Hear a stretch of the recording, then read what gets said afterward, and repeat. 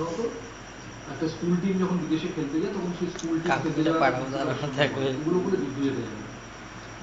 বম্বের কিছু কাগজ বরঞ্চ আমি বলবো যে তারা বেশ অ্যাগ্রেসিভ জার্নালিজম, যেটা অস্ট্রিয়ান ব্র্যান্ড অফ জার্নালিজম আমি দেখছি এখন তারা করছে।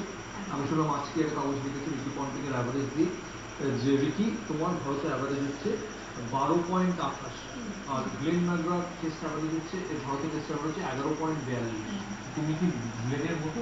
আর একটা কাগজ বলেছে যে তুমি কিন্তু সাইমন্সকে এবার খুব মিস করবে, কারণ সাইমন্স ছাড়া তোমরা খেলতেই পারো। ভারতীয় মিডিয়ার একটা অংশ কিন্তু অস্ট্রেলিয়ার মতো অ্যাটাক করা শুরু করেছে। কিন্তু গ্রেটরা কিন্তু অ্যাটাক করতে হবে, তুমি যেটা বলছো রেশমি, আমার তাই মনে হয় যে সৌরভ সামনে থাকলে, সৌরভের ছায়াটা সামনে থাকলে চ্যাপেলের কনসেন্ট্রেশনটা বোধহয় সৌরভের দিকে চলে যাবে।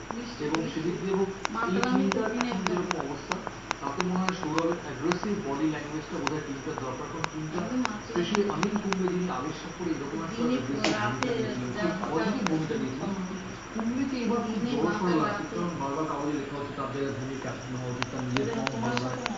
এই সময় সৌরভ কাউকে পাঠাবো, সঞ্জনাটা পাঠিয়েছি তো। ভারতের পক্ষে ইম্পর্টেন্ট হতে পারে। আবার বলছি সৌরভকে সামনে রেখে গ্রেকচারের যে উদ্দেশ্যে আনা হয়েছে, গ্রেকচারের আবার ঘুরে যেতে পারে মনে হয় সৌরভকে ছেলেটা জার্মানি থাকে, রতনদার মাসির ছেলে, দুপুরবেলা কথা বলবো কম্পিউটার, জার্মানি মানে ইয়ে নিয়ে গেছে,